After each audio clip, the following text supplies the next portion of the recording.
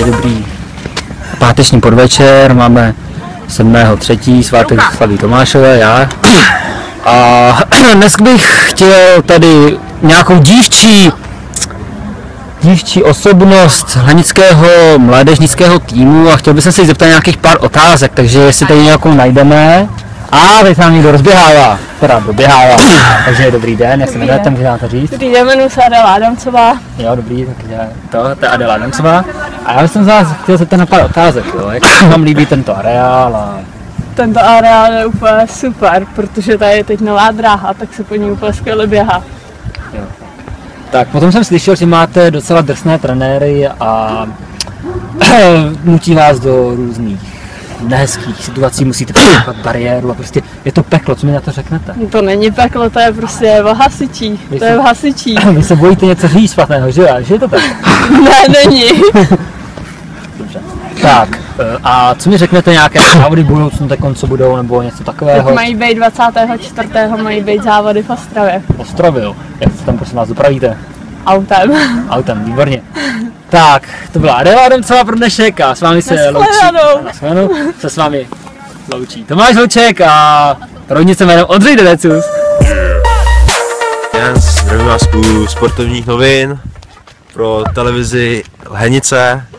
No a jsme na tréninku tady tartanové dráze nové, kterou nám zaplaťuje Evropská unie.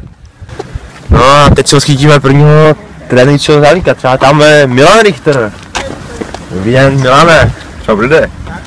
Tak jaký je trénink? Zatím to ujde, si tak jako zaspičuju. Jo? Co, kde máš nedostatky, nebo myslíš, že máš nějaké nedostatky něčem? Ale jo, jako už z té bariéry, tam nedám tu nohu, ale je to takový pomalý, no, ale už to jako zlepšuju, no. Tak se do toho dostávám, jinak asi nic. No, pomalu se dostáš do dorostenské kategorie. Jaký máš toho pocit? No, tam už je to těžší, jako jak se zvedne ta hladina, no. To už je takový trochu o hubu. Já vím svoje.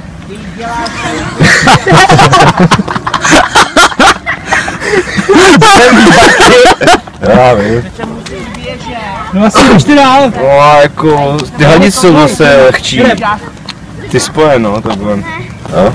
A jak trénuješ doma třeba? Díky, hej. No, žádlo nemám. Jo, nebo nějaký výcviky.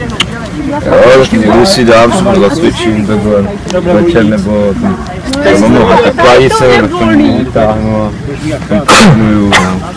Dobrý. To je asi vše. Tak díky za rozhovor. Jo, čau.